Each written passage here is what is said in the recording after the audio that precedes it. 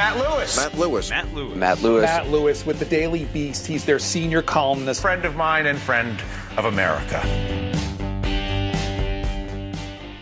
All right, everybody, welcome back to the podcast. Our guest today is Utah Governor Spencer Cox. Governor Cox, welcome to the news. Thanks, Matt. It's great to be with you. I really want to have this discussion. I saw a while back you had this very interesting tweet about how politics has become religion and entertainment and sports. And I want to spend a lot of time on that. But first, I just want to talk a little bit about you and maybe Utah as well. And we can, we'll maybe end on that as well. But we had, on your way to the nomination, you defeated former Matt Lewis and the News guest, John Huntsman. We have a mutual friend in common as well, our friend Chris, who I went to Shepherd College with. I think you went to Washington and Lee with. Yeah, I went to Boston with Chris. Great guy. But tell us a little bit about because a lot of people are, started knowing about you when you became governor. Talk about how you got to where you are.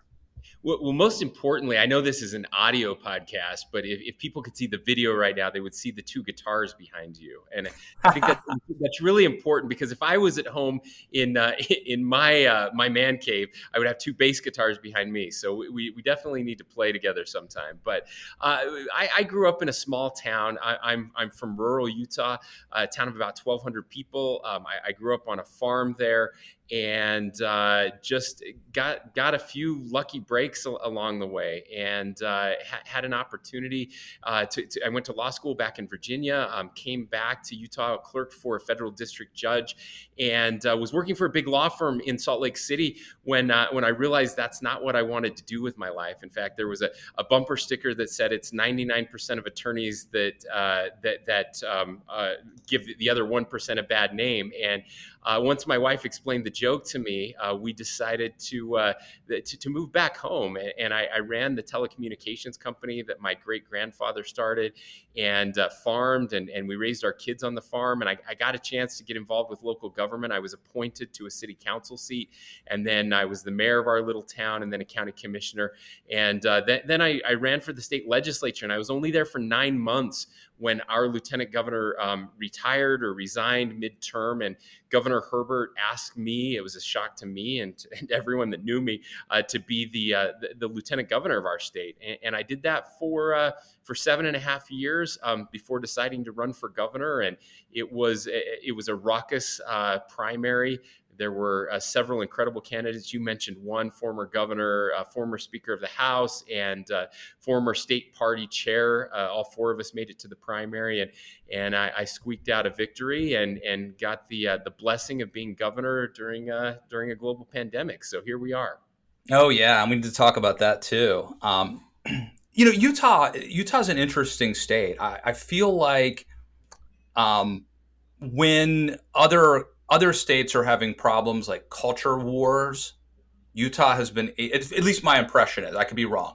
My impression is that Utah has been able to avoid some of that and to have some compromise and cooperation. And it seems like Utah is doing a lot of things right.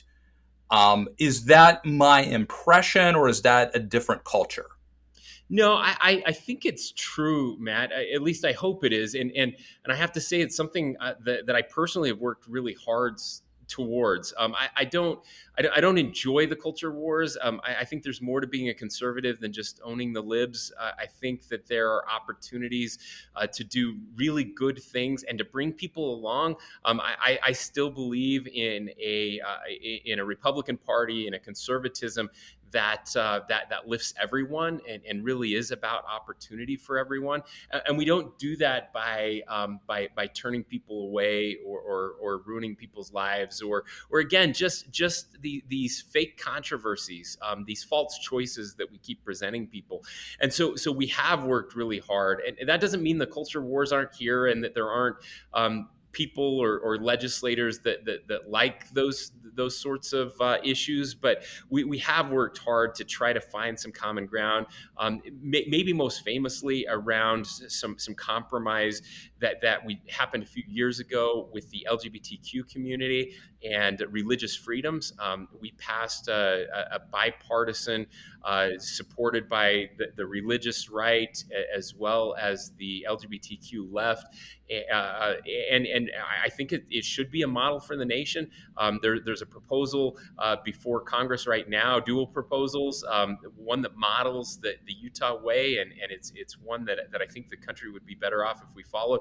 But we've certainly tried to do that in lots of other areas. We've done it with criminal justice reform. At least I try, and I think most Republicans here in Utah try to find common ground and find a way to bring people into the tent instead of hardening the tent and making it smaller. Yeah. Let's talk about the Republican Party a little bit. So I'm a center right person. I'm a conservative person. So obviously I am, concerned about legitimate examples of radicalism on the left.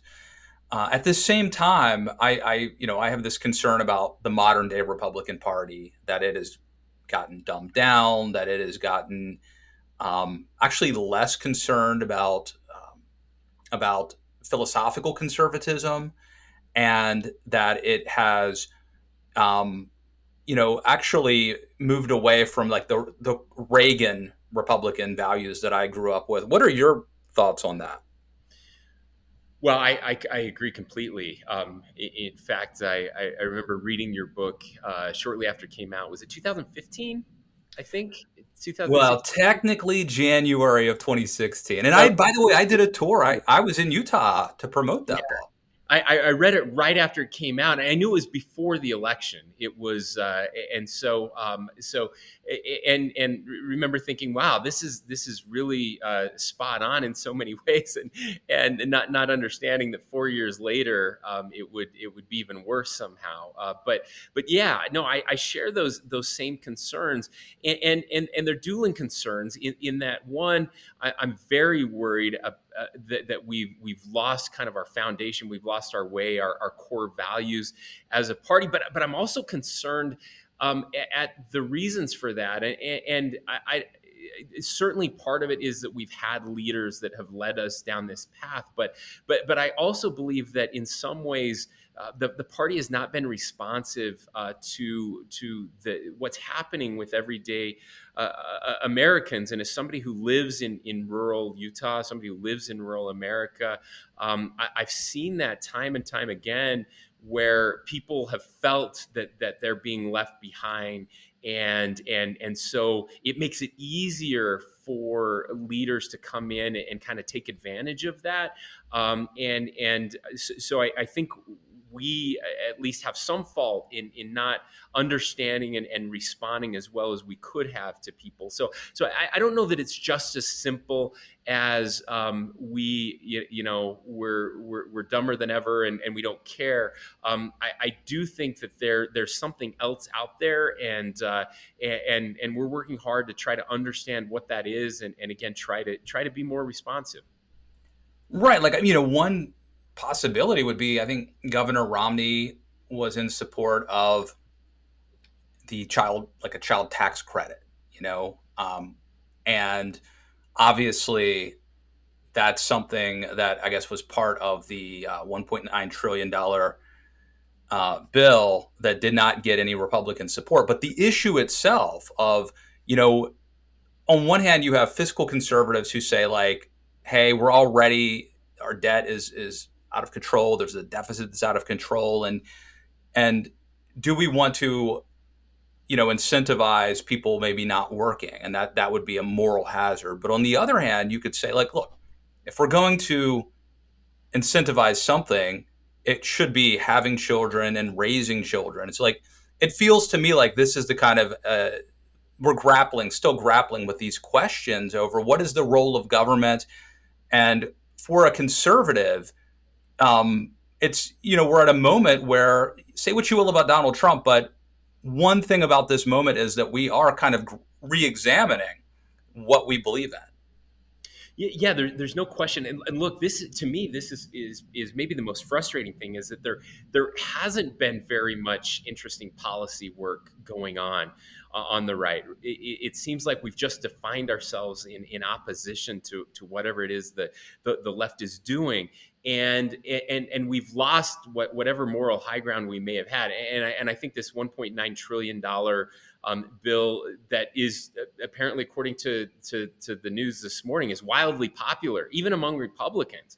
Yeah. And I was talking to a fellow governor yesterday who said, it's really interesting that we're not having any Tea Party like response to this bill that is enormous, has some good things in it, but also have some terrible things, and it is so much money that I think it's hard for us to comprehend. And he said, I wonder why that is. I said, well, because we completely abandoned any of those principles as a party over the last 4 years. I mean, no one brought up the deficit over the last 4 years. Very few people. I remember tweeting about it once and thinking, am I the only one here that's seeing this? But it's this problem, this tribalism issue where, and I did compare it to sports earlier because, you might hate the way other teams play or the way other superstars play, but if you get them on your team, suddenly you're okay with it. And we do the same thing in politics. It's like, well, our team's in charge now, so we can't be critical at all. And whatever it is, we spend money like drunken sailors, and then we're surprised when the other team is spending money like that, and people aren't responding. At some point we've lost it. So I do appreciate the proposal that Senator Romney brought up, because I do think that that's the type of interesting work we need to be doing. Orrin Cass and American Compass now are re-examining those types of groups, are trying to rethink what it means to be a conservative, what it means to be a fiscal conservative. What are we incentivizing? What are we not incentivizing? The focus on families. I think that's a really interesting idea. I'm not sure where I am on it yet. It is different than some of my past philosophies, but it's certainly better than what's happening now and where we're trending. And so, these are the conversations we should be having. And unfortunately, we're not. We're spending more time on Dr. Seuss and Mr. Potato Head than we are on the thing. And look, those, the culture stuff, whatever, but this stuff matters and has long-term implications and consequences. And I wish that more people were having those conversations. Yeah, I think I'm exactly where you are. Like, I don't know quite where I come down on this yet, but I think it's a healthy debate and discussion. And so I welcome it. I love your point about politics as sports. I mean, you see it happen all the time. You hate a player until he gets traded to your team, and then he's the best. And in sports, we don't really root for great officiating or great umpiring. If our team is sliding into home plate, they're safe. And if it's their team sliding in, well, they're out. And that has really happened, I think. So I see the analogy there.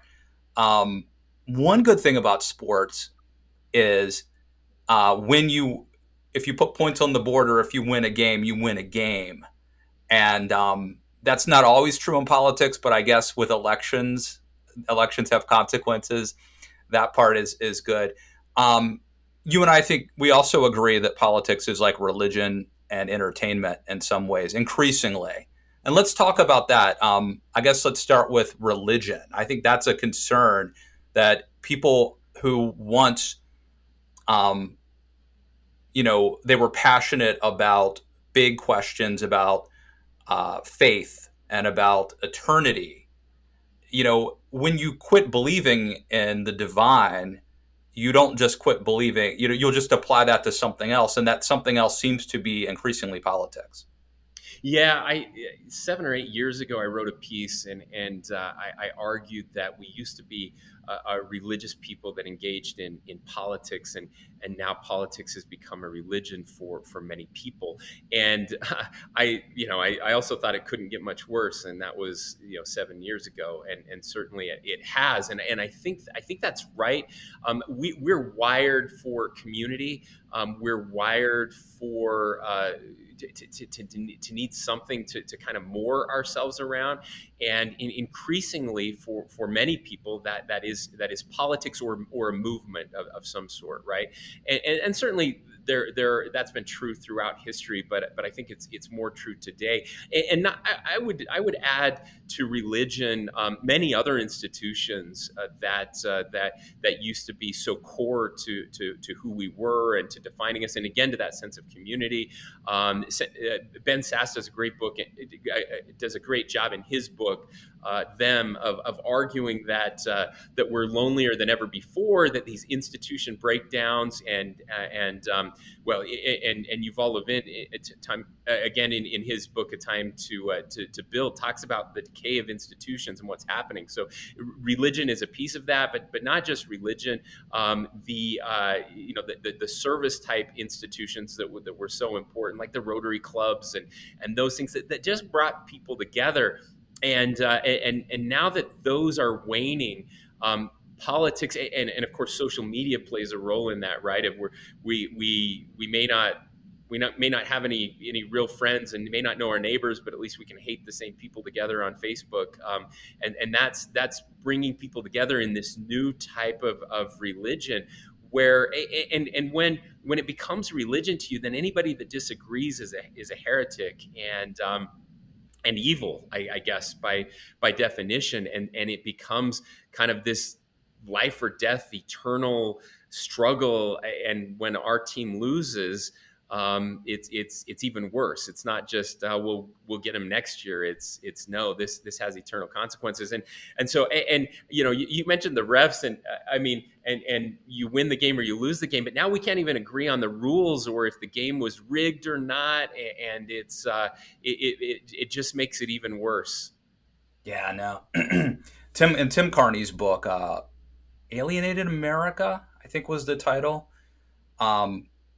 really makes this point well. He talks about how, and I don't know if you read Bowling Alone way back when, yeah, sure, Putnam book, but in the Republican primary, if Putnam's book Bowling Alone, he has a map of which parts of the country have high social capital, so where people still play cards together and join bowling leagues. In the places in America that had high social capital, Trump performed very poorly in the primary. And I think places like Wisconsin, Trump did not perform well. Utah would be a state where, as I recall, I don't think Trump did great in the primary. So there was a correlation between that, for what that's worth. Now, I mentioned Tim Carney's book. You've cited my book. You've cited Yuval Levin's book. You've cited Ben Sass's book. Clearly, you are someone who reads a lot and is reading about not just like how to win at politics, but books about history and philosophy. I wish more politicians thought about those things. Is this something that you've always had an interest in? Yeah, I mean, I'm a political science major, and so these are things that have always. When I was 8 years old, my uncle, it was our first trip, my first time on an airplane, and we went back to visit my uncle who worked in Washington D.C. And my parents took me to all the sites, and it was actually Monticello that really grabbed me as a kid. I had a book. It was a really cleverly titled book. It was called My First Book on Thomas Jefferson. I don't know who came up with that brilliant title, but it really was my first book about Thomas Jefferson. And I became kind of hooked at that point and in studying history. When I became lieutenant governor, I started reading a biography on every president. I got to Woodrow Wilson and just I gave up at that point. I've got to restart it sometime. He was terrible, but it's. Dun, dun. I've always had a fascination with history and understanding.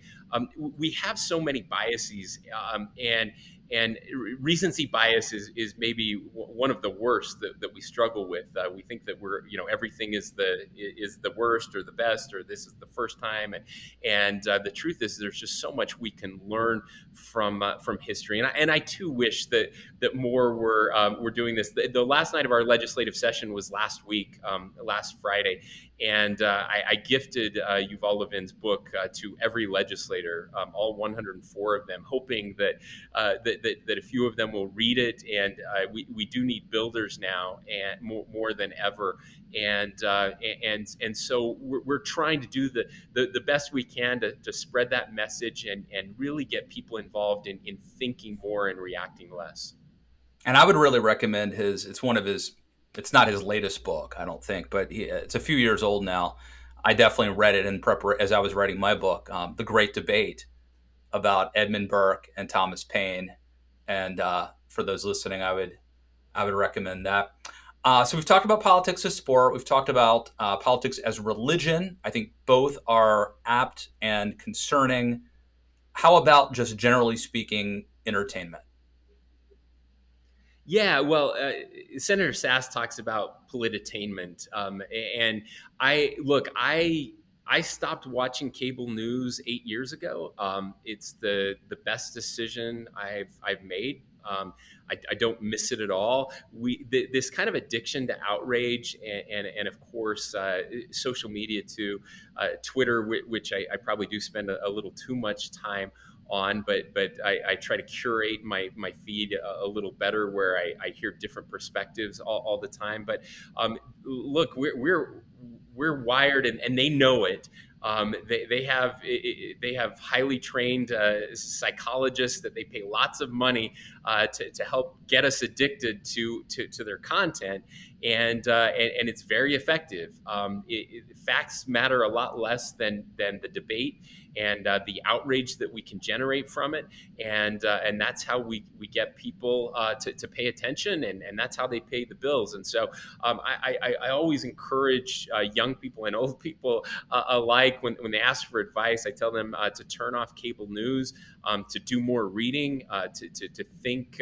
Don't let other people think for us, but to actually think for ourselves, to understand the biases that are out there in media, whether it's written or otherwise, so that we can compensate for that and make better decisions. But look, it's a huge industry, and a lot of people make a lot of money by entertaining us with what's happening out there. And it's more than just the media, though.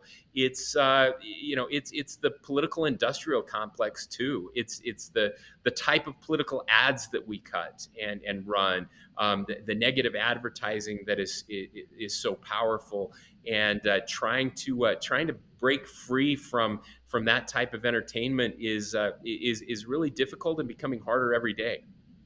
I just interviewed Trevor Moawad, he's a motivator and a mental conditioning coach, and one of his I'll say clients is Russell Wilson, the quarterback for the Seattle Seahawks. And Moawad said he has some rules, and one of them is no cable TV.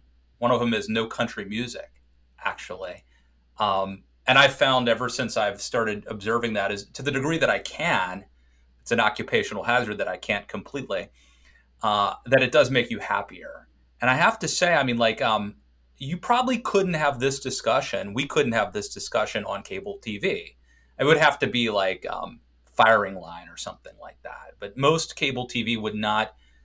Another great book I'll recommend, you might have read, Amusing Ourselves to Death, is a book I cite in Too Dumb to Fail, by Neil Postman, that captures this. But let me just ask you this question. Are you a fan of, because I think podcasting is the place where we can have, and I'm biased there too, but I feel like we can have these long form conversations on podcast. Are you a fan of any podcasts?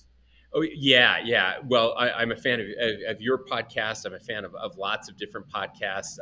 I listen to a lot of sports podcasts, but you are absolutely right, and this is one of the reasons I love the medium. In fact, I've had my own podcast until the pandemic hit, and haven't fired it back up, for the 5 people, including my mom, that really cared to listen to that. But for this very reason, because I was desperate for a medium where we could have the right kinds of conversations. And I'm a terrible cable news guest. I do it once in a while. I say no to most of those because I'm not what they're looking for. They want to they ask the questions and they want kind of the bombastic response, and I'm just not interested in that stuff. And so they get pretty bored with me quickly. But I do love this format because it does allow us to dive deeper and have real discussions and to disagree, to flesh things out, and to give the listener some context instead of just 280 characters or a 30-second soundbite. Where we've had some issues recently where whether it's pandemic related, whether it's culture war related, where I will be asked a question in a press scrum, and I'll talk for a couple minutes and give an answer. And then, of course, they'll take the 10 or 15 seconds and they'll get a lot of clicks and I'll get a lot of hate because no one listened to the full answer. But almost every time when I say, hey, will you listen to my entire answer and then let me know? They'll listen to it and they're like, oh, yeah, okay, well, I'm fine with that. But that doesn't drive again clicks and it doesn't pay the bills and so it's not helpful. So I appreciate people like you who are willing to do this. I especially appreciate listeners who are willing to put up with a conversation like this for 45 minutes or so. And I think that is one way we can be entertained and informed at the same time. That's what we're here for. And I think one of the problems too with the entertainment aspect is once we make politics entertainment, then people who want to be famous will, if they can't, Hollywood for ugly people, if they can't make it, if they can't sing or dance, but they want to become famous, they will be attracted to and look, if you want to become famous and you become a commentator or a columnist, that's bad enough. But if you run for office because that's your ultimate goal, I think that truly is dangerous. And I'm pretty sure that we are experiencing a lot of that right now in Washington. Well, and we've certainly seen that over over the years, and I'm not sure what comes first. I mean, I do care deeply about motivations, and I tell people that all the time. That the problem is that because politics is the way it is now, normal people aren't interested, and I don't know what that says about me. And I worry about that sometimes. In fact, true story, I remember when the governor asked me to be the lieutenant governor, so it wasn't an election, I was just going to be the lieutenant governor. And everything I'd done before that was all part-time. It was kind of a hobby. I loved it. It was a way to give back and try to make my town better. I mean, in Fairview, when I got appointed to the city council, somebody approached me and said, hey, we've talked about it. Somebody moved. We want to appoint you. And I was blown away. I'm like, well, this is really cool. Why do you think I would be great? And he said, well, the truth is it's your turn.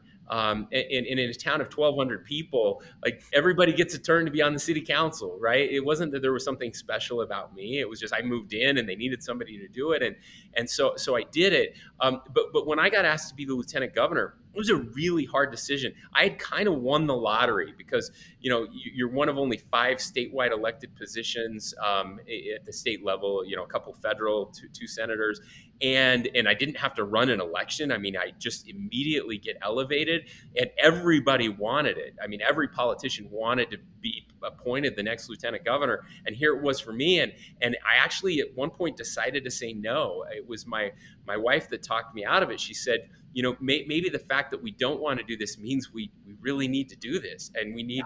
She said, we need more people who don't want to do this to do it. And so we made this decision that if we ever really started loving this, that it would be time for us to be done. We're certainly not there yet, but it's this crazy kind of juxtaposition that we need people who don't want it, but the people that really want it are the people we shouldn't have there. So anyone who wants it should be disqualified from having it. Exactly. No, that's it. And that's hard to explain to people, but I have so many great people that I know could do these jobs. They want absolutely nothing to do with it. And that scares me. All right. Speaking of people who want to be famous, you mentioned that I used to play in rock bands. I'm a failed musician. But I noticed that you are a bassist, and I think I read that you're related to the Osmonds, a famous band. Talk about your music career. Well, through marriage. So my wife's sister married Merrill Osmond's son, and he's also Merrill was a bass player. His son's a bass player, and I. So my family's always been musically curious, maybe more than musically talented. We all played instruments throughout our lives. It was in different choral groups but mine was more of a midlife crisis than a career.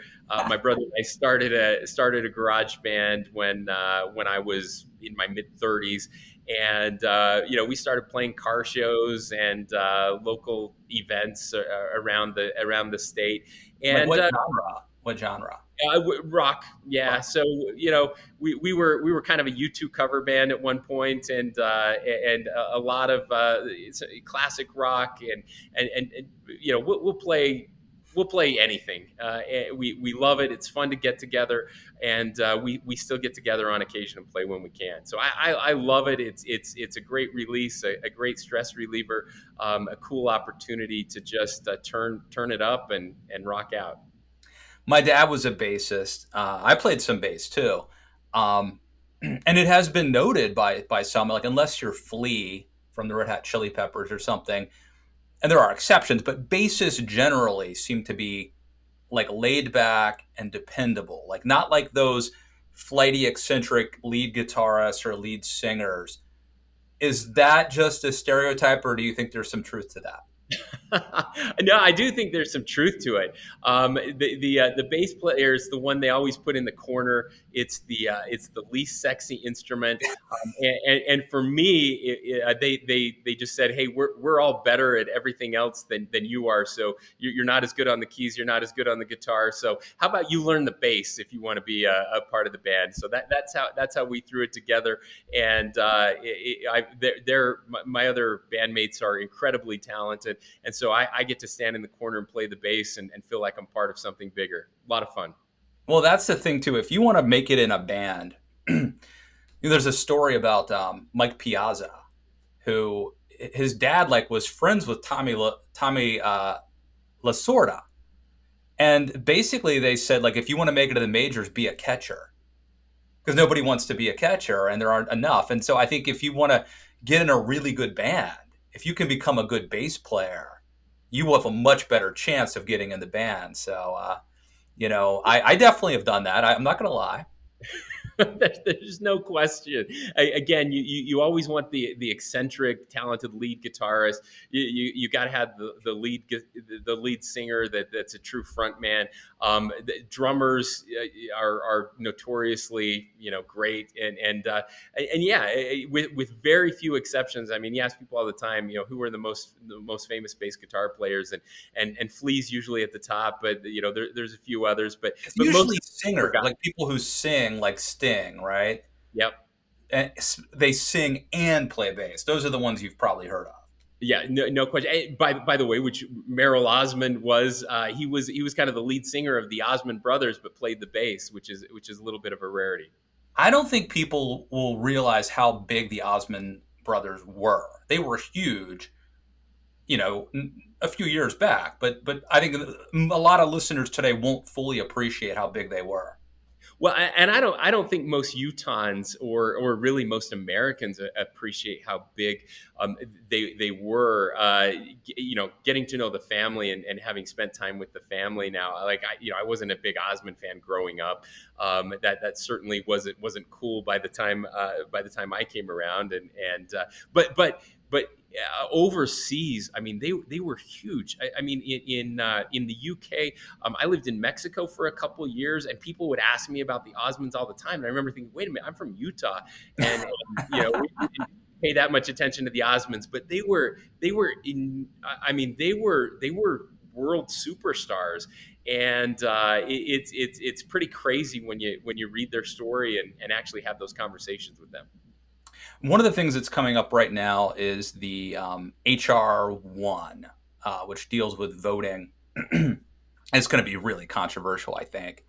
But one of the parts of it has to do with mail-in voting.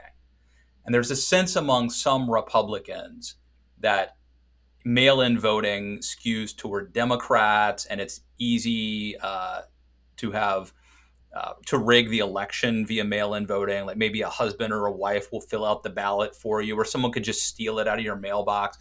What is your experience or your perspective on that? Well, so in Utah, the lieutenant governor runs elections, right?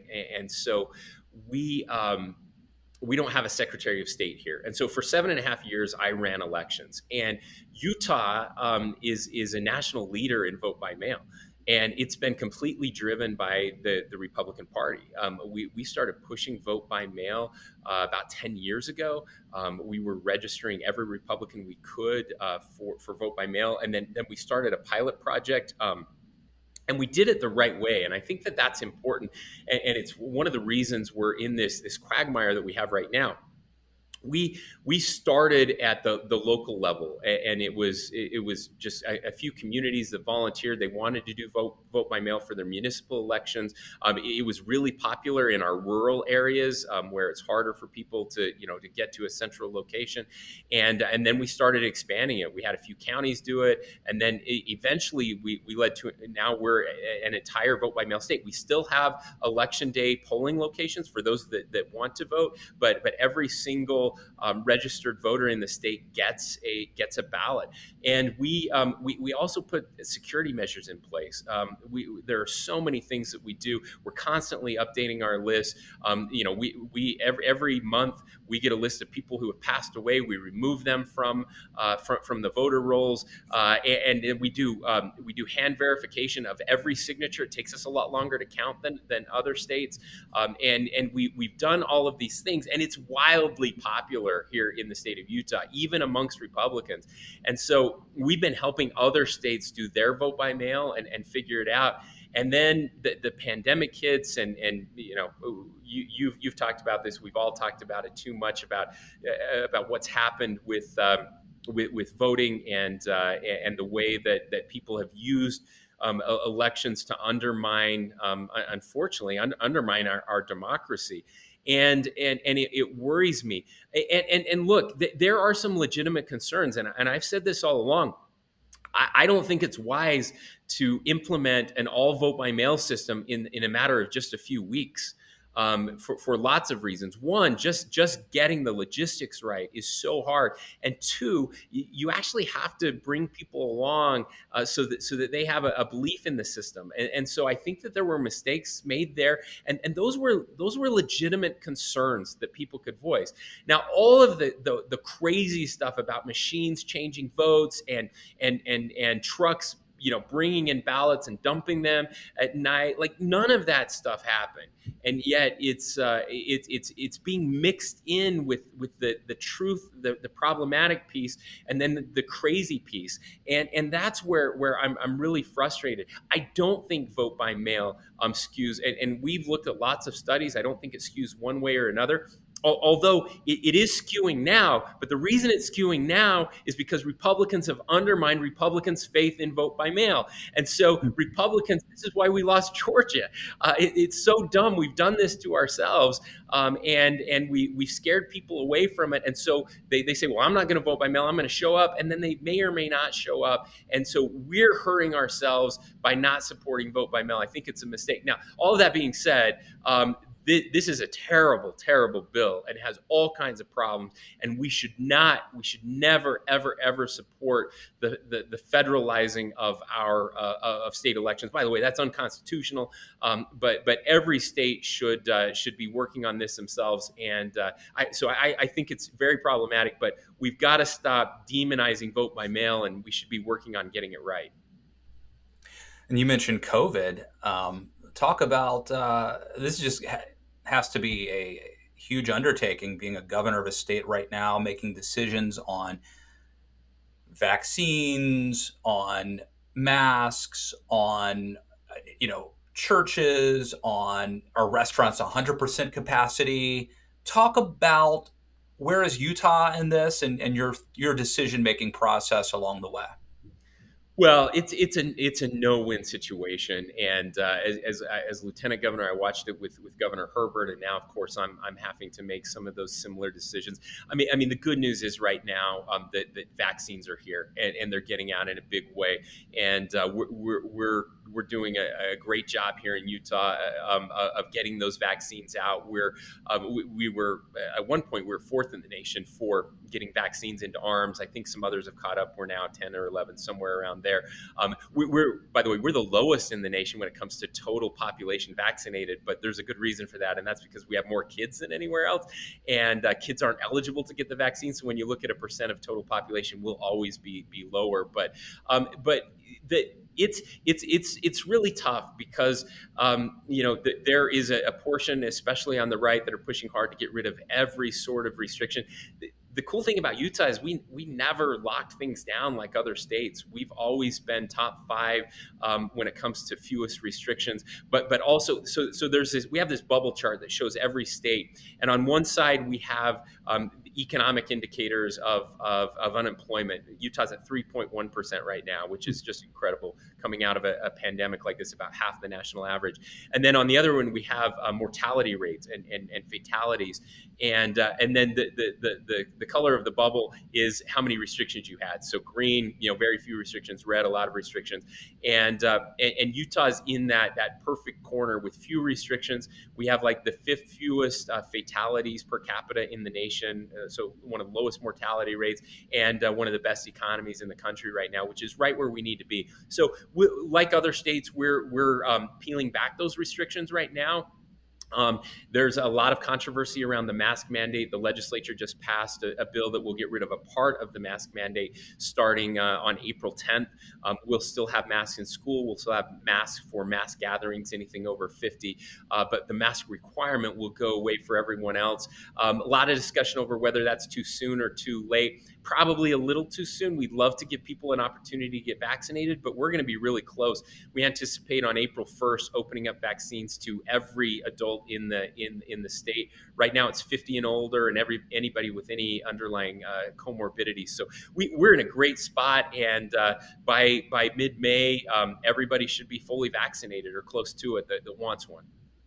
Yeah, I don't know if you read, David French had a really good piece at the Dispatch about how evangelicals who ought to be concerned about the welfare of others have been irresponsible when it comes to things like social distancing and mask wearing.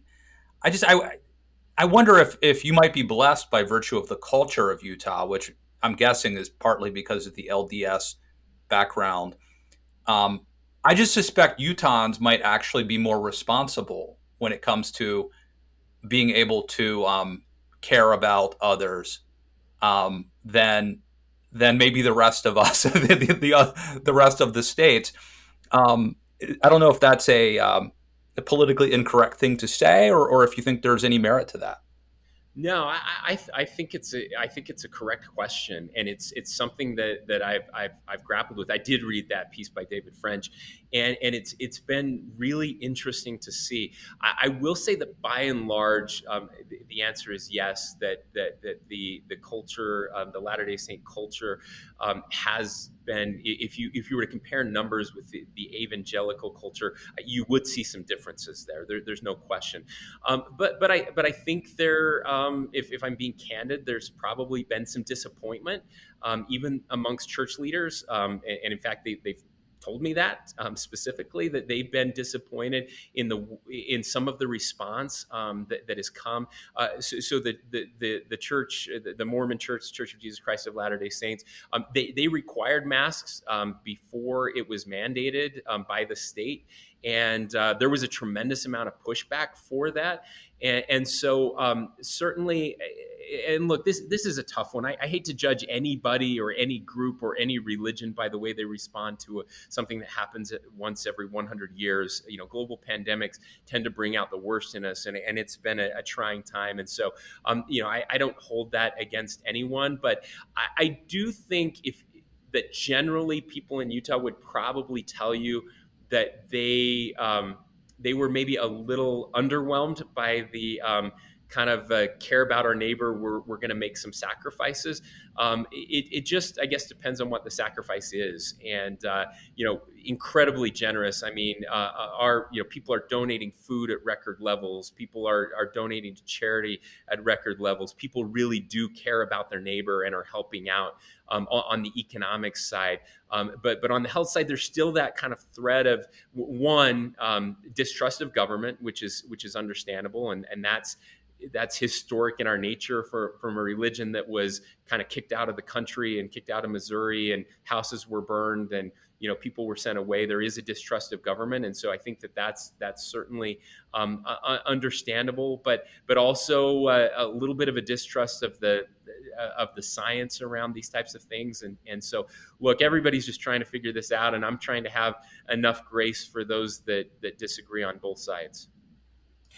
So I have a listener and supporter, reader named Laura, who lives in Salt Lake City. She's from the left. She doesn't share our political philosophy. And she asked, she says, I'd love to hear about how he views Democrats in this state. The state is reliably red, but the capital city has been blue for years and is getting bluer. How do Democrats fit into UT's political landscape, and how will he recognize their interests? Sure. Now, and that's an important.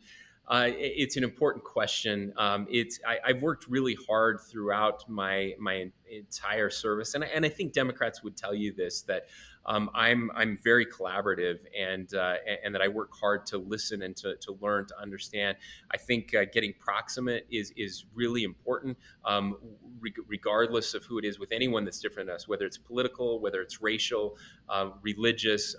I've worked hard to try to learn and understand from others, and again, not to be bombastic. So during this legislative session, I met every week with Democratic leaders in the state. We passed several bipartisan bills where I supported them.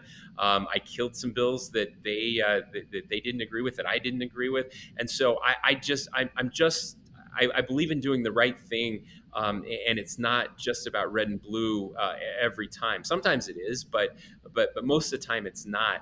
And so that's important to me to learn and understand. But I'm still a conservative Republican. I don't apologize for that, and I make decisions based on that core philosophy. But there are many times when our interests overlap, and most of the time we want the same thing. We just have different life experiences or different beliefs on how to get there. And so, and I don't believe that I or my party has cornered the market on all the good ideas yet. And so, again, if our only philosophy is owning the libs, then we will never find common ground. But if our philosophy is let's do the right thing and accomplish good things, then oftentimes there is room for compromise and for working together. And I think Utah has been an example of that. And I hope under my administration, we will continue to be an example of that to Washington, D.C. That's amazing. I just interviewed a guy named Todd Rose, who's an academic and intellectual think tanker who did this study that divorces social concern about how you're perceived socially from your actual opinions. And the findings were pretty stunning that we have so much in common. By the way, we're winding down here. I have to say, I've interviewed a lot of politicians for this podcast. They tend not to be great guests in terms of being forthcoming, but that has not been the case here. And I don't know if it's because I've gotten older, and so I'm able to be a little bit more on the same level, or if you're just a super cool, hip politician. But it's been a pleasure. Let's just end with this. Anything that you would like to plug, or anything I did not mention that you want to say? Well, first of all, just let me say thanks, Matt. It's been great to have this conversation. Again, I love to talk about this stuff. I don't know if it's that you've gotten older or that I won't last very long in political office, because I do speak my mind, and I just tell it like it is. Look, my philosophy is that I am who I am. If you only knew me on social media and you met me in person, that I would be exactly who you thought I was. I don't pretend to be anything else. And if people like that, great, I'll serve. And if they don't, don't, somebody else can do it. It's not the end of the world. But I do hope that people will realize more than anything else that our politicians and our politics, that they're a reflection of us. And if we don't like what's happening out there, I think we need to focus on changing us. And I really do believe that we need to build institutions, and we need to build community. And we need to share our social capital. I'm guessing that most of the people listening to this have social capital, and they're the type of people that the rooted that Ben Sass talks about, and we need more rooted people to share that social capital. Utah's a special place. We do lead the nation in upward mobility. When you talk about the Putnam stuff, the bowling alone stuff, we're an outlier on that because we still have many of those cultural institutions. But they're failing here too, just at a slower rate. And so we need people that will build those up. And I appreciate you and others like you who will give a forum to these conversations so that we can look inward, we can self-reflect, that we can improve ourselves, improve our communities, and in so doing, we'll improve our politics. Well, it's been a pleasure. I'd love to have you. I know you're a busy man. I'd love to have you back on again sometime to continue this conversation. Spencer Cox, Governor of Utah, thank you for coming on the news. Thanks, Matt. If you like this podcast, rate and review it on iTunes. Follow Matt on Twitter at Matt K. Lewis. Thank you for listening to Matt Lewis and the News.